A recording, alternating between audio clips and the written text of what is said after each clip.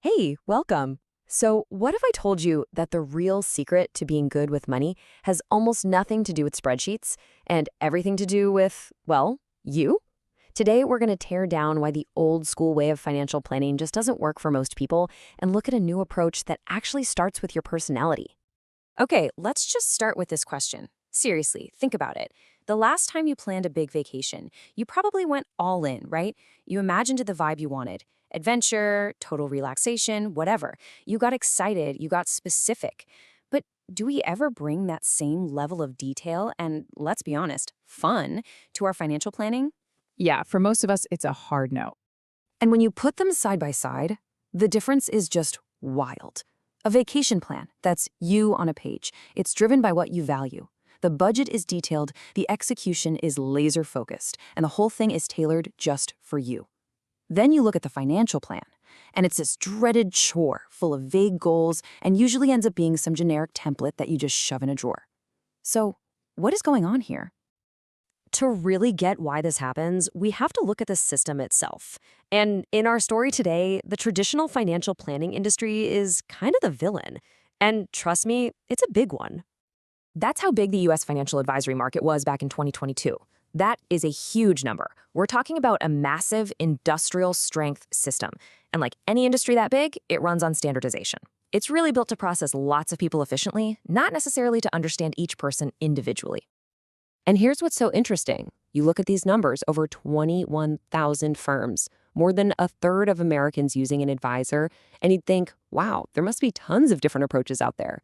But that's not really what you find.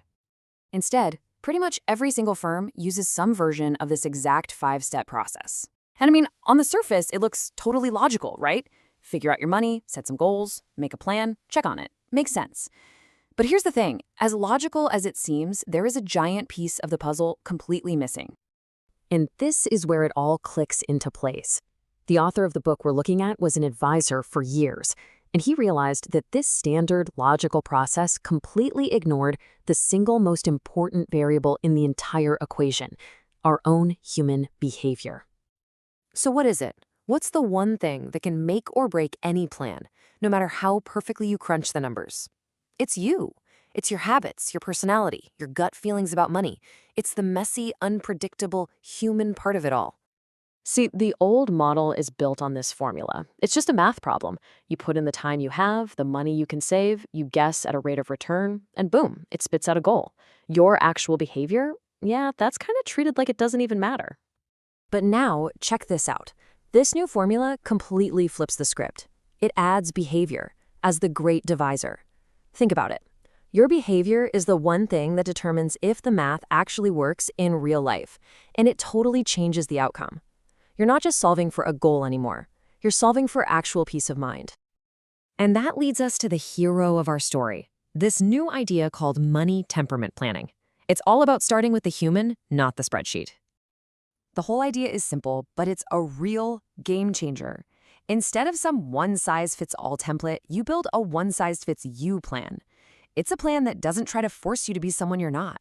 It works with your natural tendencies, aligning your money strategy with who you really are. And this table just lays out the difference so clearly. Traditional planning, it starts with data. Money temperament planning, it starts with your values. The old way focuses on products and returns. The new way focuses on your behavior. So the outcome isn't just a plan, it's a plan you can actually stick with. And look, this isn't just some abstract theory. This quote from the author really brings it home. He tells this great story about two clients who, on paper, looked almost identical, but in reality, they were worlds apart.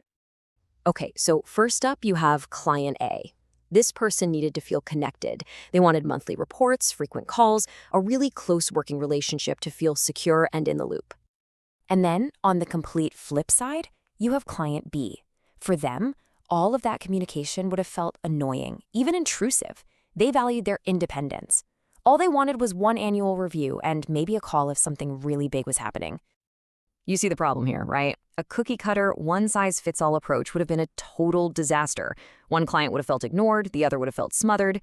But by actually understanding their different temperaments, the advisor built a custom plan for each. The result?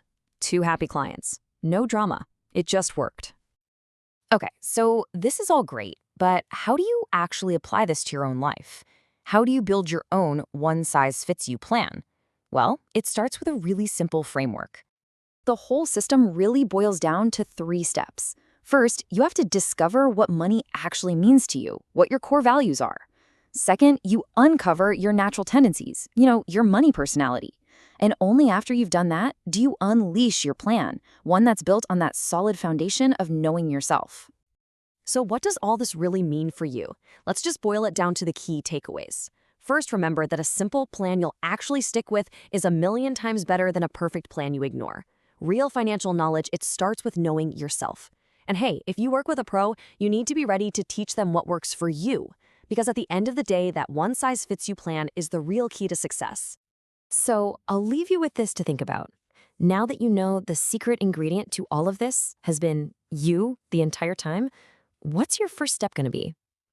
Thanks for tuning in.